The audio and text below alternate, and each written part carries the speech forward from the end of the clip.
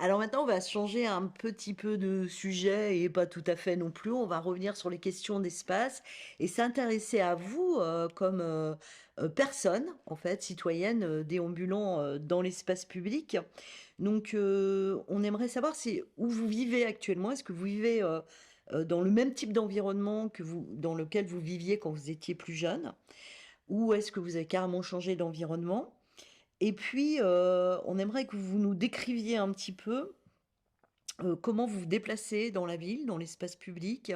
C'est quoi vos kiffs de trajet en vélo, à pied, transport en commun, quel moment de la journée, sentiment d'insécurité, pas d'insécurité. Là, on parle vraiment de la femme dans sa quotidienneté, pas de la metteuse en scène. On y reviendra après.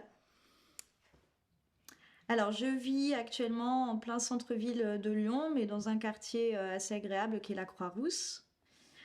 Euh, on va dire que je passe moins de la moitié de l'année sur Lyon et que le reste du temps, je suis en déplacement lié ma profession ou à mes vacances. Donc, je ne subis pas la ville au quotidien. Euh, Mes moyens de transport, c'est essentiellement mon véhicule, mon camionnette, parce que de par mon métier, j'ai besoin d'avoir une camionnette pour transporter beaucoup de matériel.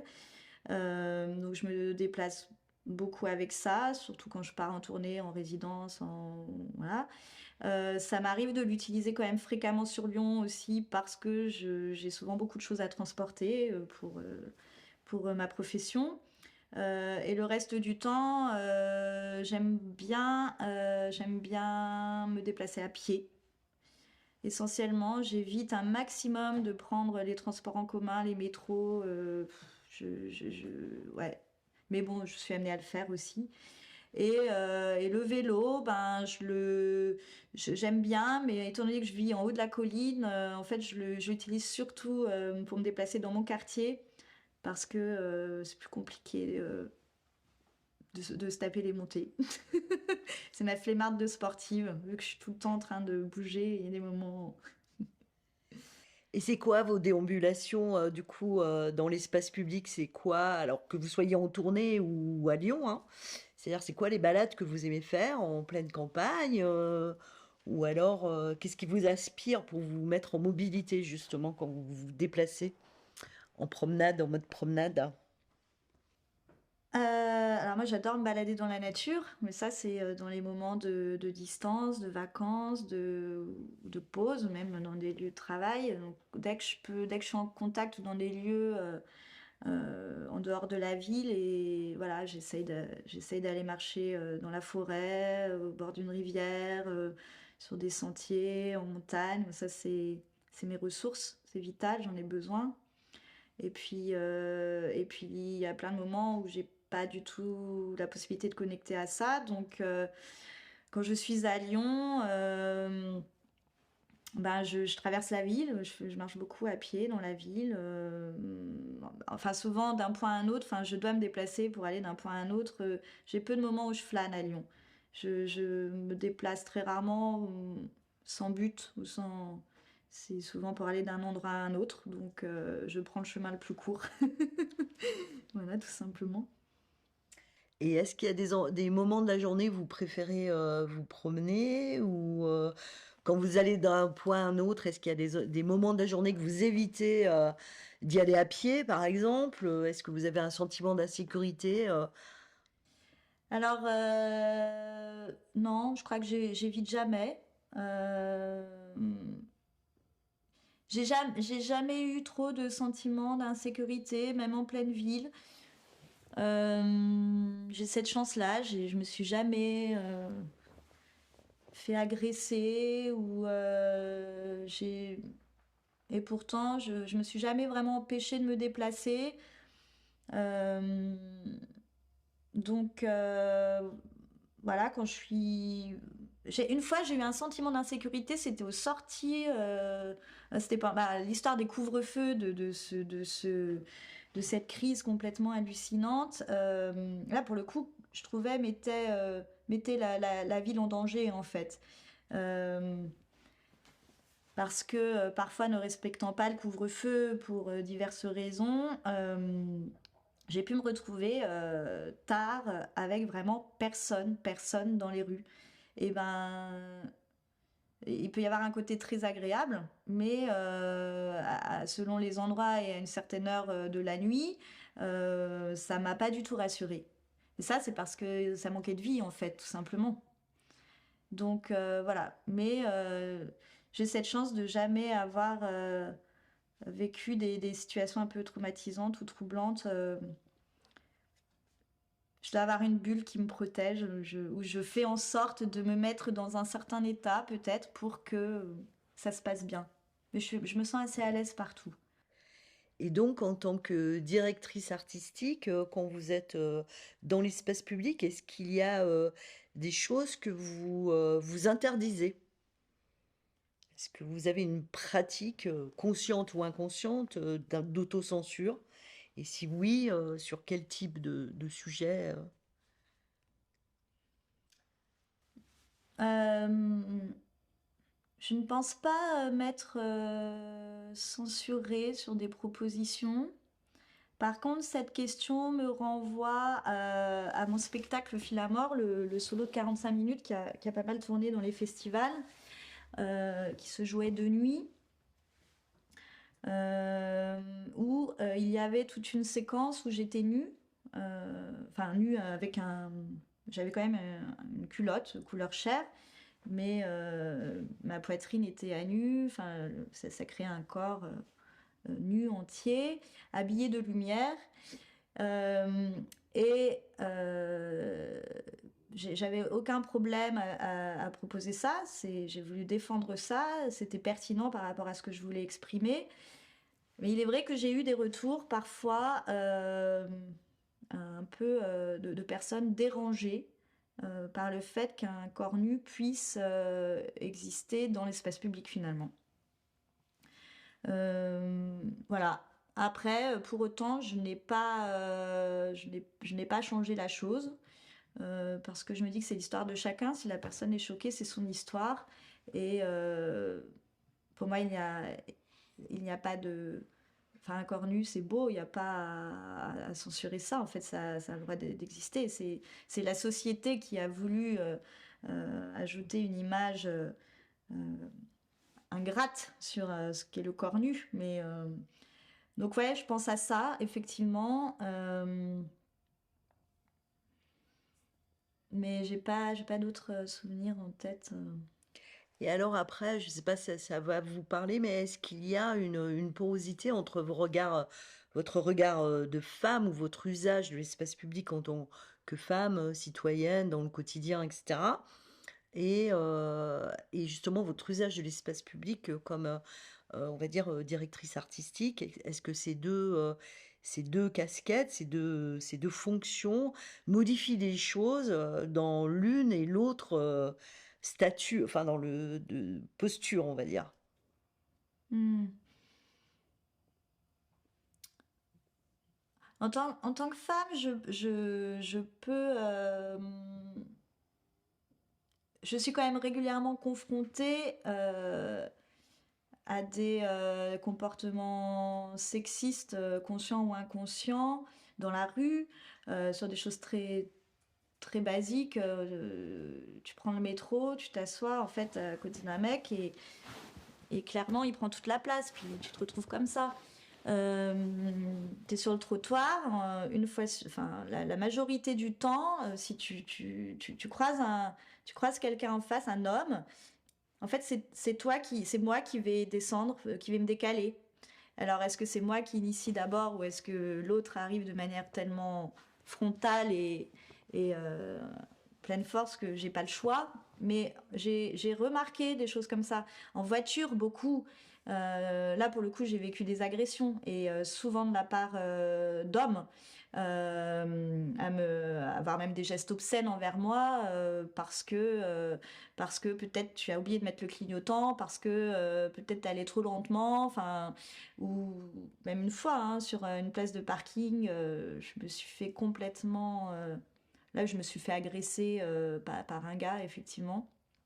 et qui a eu des propos vraiment très obscènes, à me simuler une éjaculation avec sa bouche devant moi. Enfin, donc effectivement, dans l'espace public, il peut se passer des choses comme ça, et j'ai été confrontée à ça.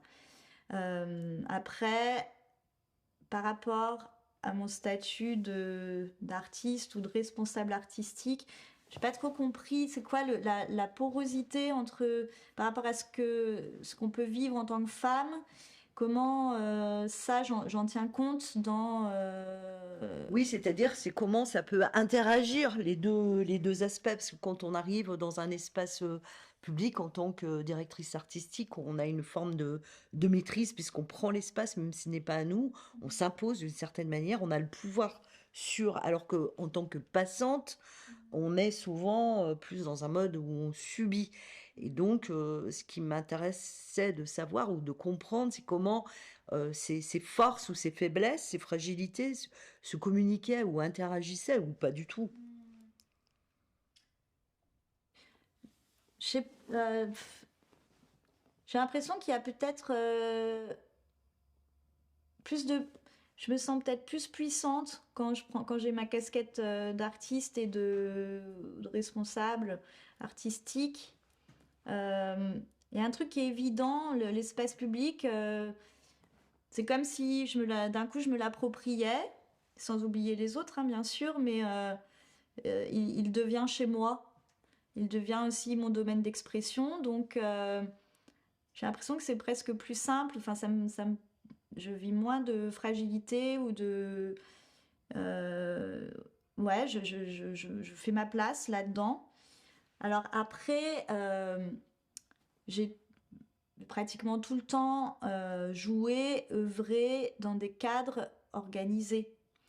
Et de ce fait, il y a toujours autour une équipe organisatrice ou des régisseurs, des régisseuses, des techniciens, enfin des personnes qui garantissent aussi le cadre. Et ça, c'est très important. Effectivement, si j'étais amenée à œuvrer de manière plus spontanée, non organisée, comme beaucoup d'artistes faisaient à une époque dans les arts de la rue notamment, ce serait peut-être différent. Mais ça, je l'ai peu vécu, donc en tout cas pas toute seule. Si je l'ai fait quelques fois, il y avait des gens autour qui finalement apportaient une forme de sécurité aussi. C'était un peu ça la question, ça va? Mais oui, tout à fait. C'est vrai que c'est pas forcément évident comme question, je l'avoue. Alors maintenant, on va changer un petit peu de thématique. On va venir sur les questions de rapport au public. D'abord, est-ce que dans vos créations, vous avez de la participation du public, je veux dire, dans la préparation des spectacles jusqu'au jeu, la mise en scène, par exemple? Est-ce que vous travaillez cette question de la participation? Donc, si c'est le cas, on va en parler un petit peu. Alors, sur l'idée de la participation en amont du public, non. Sur la question de l'interaction avec le public, oui. Quand il est spectateur au moment de la Voilà, proposition. ouais. C'est-à-dire que, alors, pas sur toutes mes propositions, mais j'ai quelques spectacles où on rentre volontairement en interaction avec le public, mais par le biais du jeu, en fait, tout simplement. Et donc ça, oui, puis ça me plaît beaucoup. Après, sur le côté plus participatif, je dirais que je commence à rentrer un peu dans cet aspect-là, là, sur la nouvelle création sur laquelle je travaille, mais du coup avec une autre compagnie, la compagnie Mauvais Coton, où là, on a une volonté de faire participer le public tout au long du spectacle. Mais au-delà de l'interaction, c'est de l'interaction, mais c'est aussi proposer des déplacements du spectateur, proposer à certaines personnes du public de venir sur l'espace de jeu, de faire participer le public sur des actions concrètes, même de déplacement de structure ou de voilà, on travaille vraiment là-dessus. Même le faire parler, enfin c'est en création donc je peux pas vous en dire plus, mais de prendre en compte aussi la parole des gens Donc, ouais, là, je commence à rentrer un peu dans ce travail-là. Et est-ce que vous sauriez, par exemple, on essaie de creuser aussi cette question dans l'espace public, du public et des publics. Est-ce que vous sauriez, par exemple, nous décrire un petit peu la typologie de vos publics lors de vos spectacles que vous avez reconnu quelque chose de l'ordre de l'âge, de l'origine, du genre est-ce que vous avez comme ça ou alors c'est vraiment une mixité totale Alors, si je prends du coup les spectacles qui ont pu jouer dans l'espace public, ça va dépendre des contextes. Je pense que dans toute ma carrière, j'ai confronté quand même une belle mixité sociale, mais pas à chaque fois. C'est-à-dire que ça va dépendre de qui nous a programmé, dans quel cadre et où est-ce que le spectacle a été implanté. Euh, voilà, mais en tout cas, j'ai pu me retrouver en plein milieu des tours HLM avec voilà, une certaine mixité sociale, des gens qui n'ont pas forcément l'habitude d'aller voir des spectacles, comme j'ai pu me retrouver dans des festivals avec un public très habitué au festival, aux arts de la rue. Euh, Enfin, voilà. Et puis, je perds un peu le fil là. Voilà, ça dépend vraiment en fait ça dépend vraiment de qui nous accueille et dans quel cadre. La majorité des spectacles que je propose dans l'espace public sont tout public. Donc au niveau des âges, pour le coup, c'est souvent assez varié. Il m'est arrivé, notamment avec Philamore, étant donné que c'était un spectacle pour l'espace public, mais qui se jouait de nuit, et principalement printemps-été, la nuit se faisant tard, ça jouait jamais avant 21h, 22h, donc j'étais quand même davantage confrontée à un public d'adultes. Mais sinon, c'est assez varié, quoi. Et alors, comment est-ce que vous faites ou quelle stratégie vous menez pour avoir le retour du public? Quel est, en dehors des applaudissements, et quel est le premier retour, on va dire? Est-ce que vous avez une stratégie de retour public? Comment ça se passe? De quel type de public? Comment ça se passe? Bah, c'est ça que je trouve génial dans les arts de la rue, c'est que la proximité du public, elle est immédiate. Lorsqu'on a terminé, alors déjà dans le rapport pendant le jeu, l'échange regard, il est tout de suite. On est beaucoup plus proche. Ça, je parle pour les spectacles en fixe parce que ça m'est arrivé de participer à des spectacles ambulatoires où ça c'est encore autre chose. Mais, euh, mais voilà, on se regarde dans les yeux, on se voit. Et moi, je trouve ça super. Enfin, j'adore. Et du coup, derrière, une fois que c'est fini, eh bien, on est là. On va pas se cacher dans les coulisses. On peut pas aller. On est là. On peut pas. Donc, il y a d'un coup le- l'artiste, le personnage qui devient. Enfin, le personnage qui devient qui sans changer, sans se changer, redevient l'artiste en fait, ou la citoyenne. Et j'aime beaucoup ces moments-là parce que on n'a pas le temps il y a pas le temps du souffle ou de juste aller se vider la tête, revenir ou de faire une coupure. Souvent, les gens qui ont envie de partager avec nous sont là tout de suite.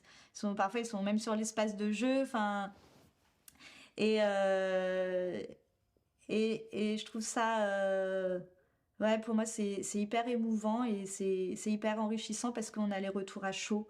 On a des paroles, des mots qui sont spontanés et qui, sans recul, et c'est hyper vivant. C'est quelque chose qui me plaît beaucoup. C'est pour ça que j'aime œuvrer dans l'espace public, ouais, vraiment. Et alors, pour revenir à ce fameux espace public, on va le prendre d'un autre côté, d'un point de vue plus institutionnel.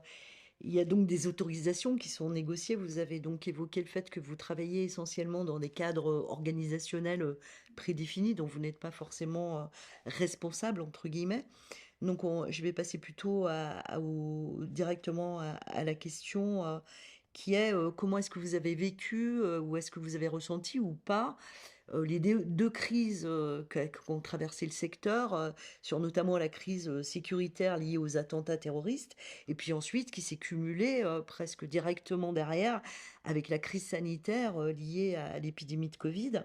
Donc, qu'est-ce que ça a provoqué chez vous? Quelle réflexion ça vous a, enfin ça vous avez amené à réfléchir à quoi? Concernant la crise terroriste, on va l'appeler comme ça, euh, alors clairement, elle a directement impacté un de mes spectacles parce que nous faisions une entrée en camion. Et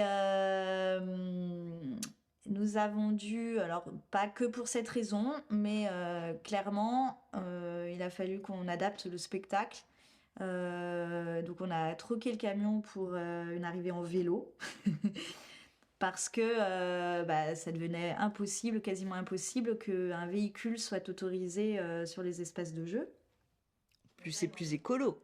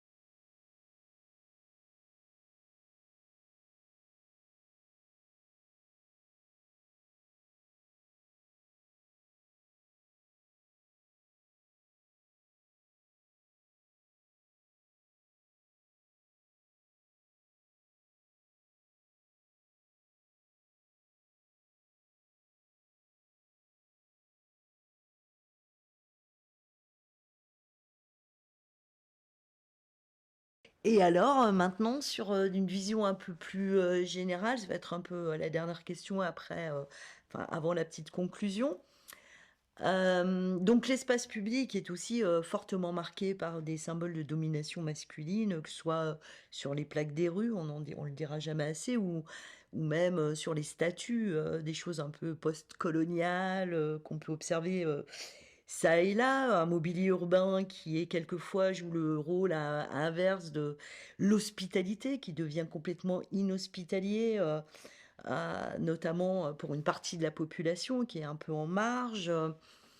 Donc je fais un descriptif un peu trash, mais néanmoins réel. On y voit les femmes souvent être en activité, c'est-à-dire en mode passant, en mode flânage ou marcher rapidement avec des enfants, des courses à la main, sans être caricatural. Et puis des hommes plutôt statiques qui prennent l'espace, qui sont plutôt en collectif, en groupe, etc., etc. Donc voilà, je voudrais savoir ce que ça évoque pour vous, tout ça, et comment on pourrait rendre cet espace plus démocratique, plus partagé. Ce serait quoi les pistes pour les urbanistes de demain pour rendre ce... Est-ce que vous avez quelque chose à dire là-dessus? C'est hyper intéressant comme question. Donc, je suis pas sûre d'avoir des propositions comme ça spontanément, mais ça me fait écho à un événement auquel j'avais participé en 2008 dans le quartier de la Croix-Rousse à Lyon. Qu'on avait, donc c'était un événement à l'initiative du crieur public de l'époque, Gérald Rigaud, qui a rassemblé un certain nombre de citoyens et citoyennes pour faire une sorte de, de, de rappel de mai 68, parce que du coup ça faisait 50 ans, voilà. Et en écho à ça, à l'initiative de certaines personnes, on a organisé des journées thématiques. Moi, je me souviens, j'avais pris en charge la journée autour de l'enfance, en créant, voilà, en proposant des choses pour les enfants. Et puis, euh, chaque jour avait lieu un agora sur la place de la Croix-Rousse pour débattre, échanger autour de certains sujets et certaines thématiques. Et c'était tous les jours, je crois, entre 18h et 20h. Et ce genre de choses, je trouve ça assez intéressant parce que ça invite à tout passant à s'arrêter. Ça rend curieux et c'est un espace d'expression libre, mais sur la place publique, sur la place du village.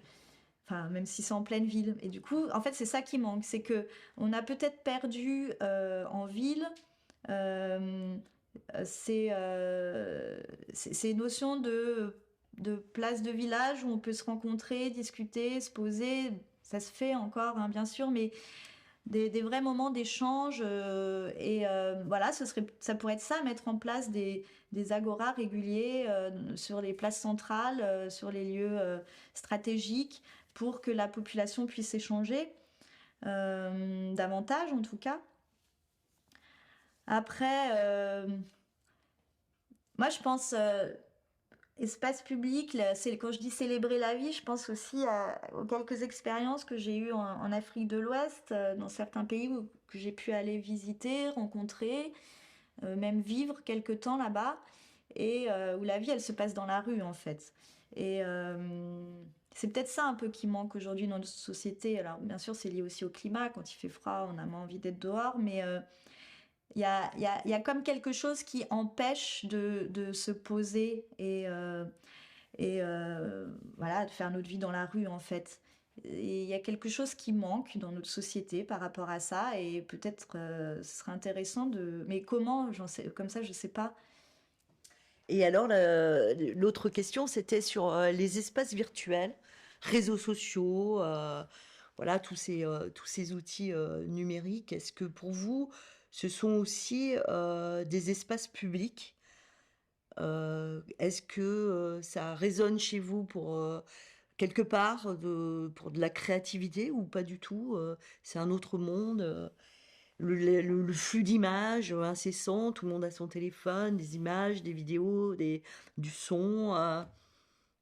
Qu'est-ce que vous avez à dire par rapport à ça? On va faire court, hein, c'est juste une petite, virgule finale, on va dire. Hmm, J'ai l'impression que j'ai deux points de vue, c'est-à-dire que faut pas se leurrer, faut vivre avec son temps aussi. Et aujourd'hui, les réseaux sociaux et puis tout cet engouement du numérique, enfin, c'est aussi on est obligé de s'adapter à ça. On peut pas faire comme si, enfin, on peut faire comme si ça n'existait pas, mais avec ça, il y a des outils intéressants.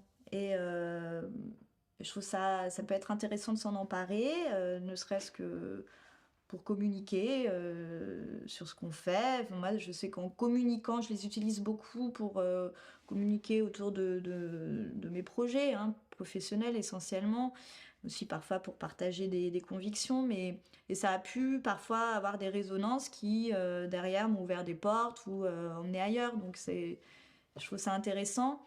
Mais attention, c'est toujours pareil à la manière dont on s'en sert et c'est garder une forme d'équilibre entre savoir s'en servir intelligemment et en faire n'importe quoi.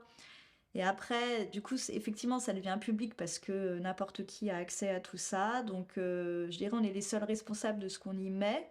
Et il faut accepter aujourd'hui que tout ce qu'on poste là-dessus devient public.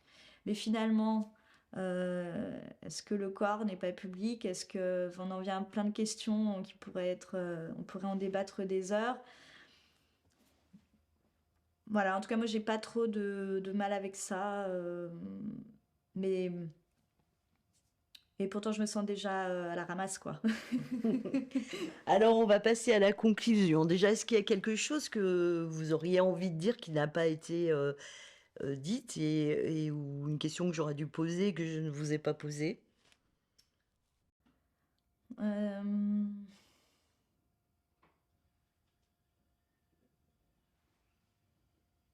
non, je sais pas comme ça.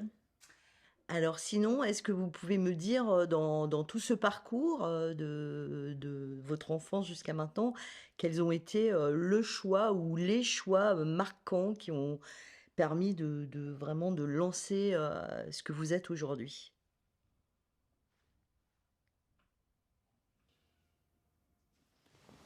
Euh, ben, de suivre, mes intuitions et mes élans. Euh, ouais, ça, je crois que je me remercie pour ça. En tout cas, ouais, d'avoir suivi mes élans, mes intuitions, même si ça pouvait paraître un peu bancal ou incertain. Ma rencontre avec le cirque, elle est venue d'un coup et j'y ai foncé d'un coup sans réfléchir. Et j'aurais. Bon, voilà. Et en fait, ben, j'ai bien fait. Après, je dis ça parce que on m'a pas mis de frein, on m'a pas empêché. Je connais des gens qui ont été empêchés dans leur jeunesse de poursuivre des études ou des voies voilà, qui ont été empêchées par leur famille, clairement. Et aussi, euh, j'ai eu la chance de... Parce que s'engager dans des voies comme ça, c'est s'engager dans la précarité aussi. Et clairement, je pense que j'y ai plongé parce que derrière, j'avais un soutien familial. Et que je savais qu'en cas de difficultés qui pouvaient être financières à un moment donné, je ne me retrouvais pas à la rue. Et ça, c'est une donnée très importante. Et je mesure ma chance. Et c'est pas donné à tout le monde. Voilà. Et alors de 2 ou une personne phare? Euh, Marianne Kergouet, ma maîtresse pour le fil. Richard Kerr, danseur chorégraphe en buto, mais qui m'a aussi initié et transmis plein de pratiques psychocorporelles qui m'ont énormément transformée et qui aujourd'hui se retrouvent dans ce que je suis. Une ou 2 œuvres, alors ça peut être dans le spectacle, mais le cinéma, la littérature, ce que vous voulez? il y en a tellement. Euh,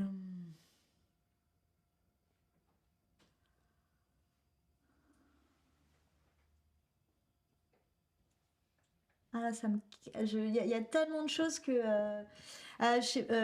Alors des œuvres, je sais pas, mais il y a Frida Kahlo, artiste peintre, qui m'a. C'était mon. C'était.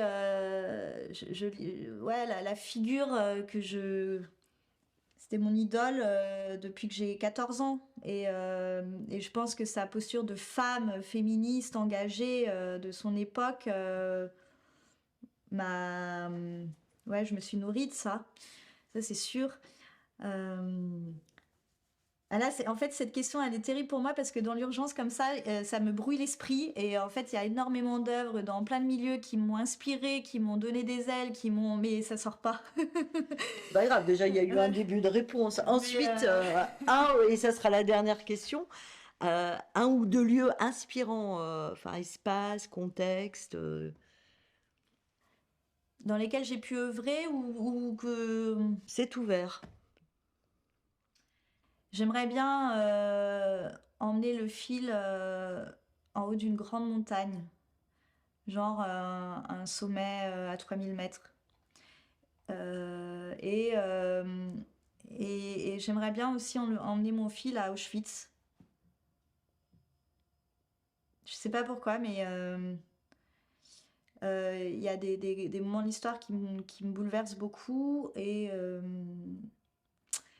la question du génocide de manière générale, voilà. Et ça, donc, je sais pas, Auschwitz m'appelle, je sais pas pourquoi. Et le troisième lieu, là pour lequel j'ai joué tout récemment, c'est la prison. Et ce fut un moment très fort pour moi parce que du coup nous avons emmené le fil dans la prison, dans les murs. On a proposé un spectacle en duo sur le fil avec un partenaire.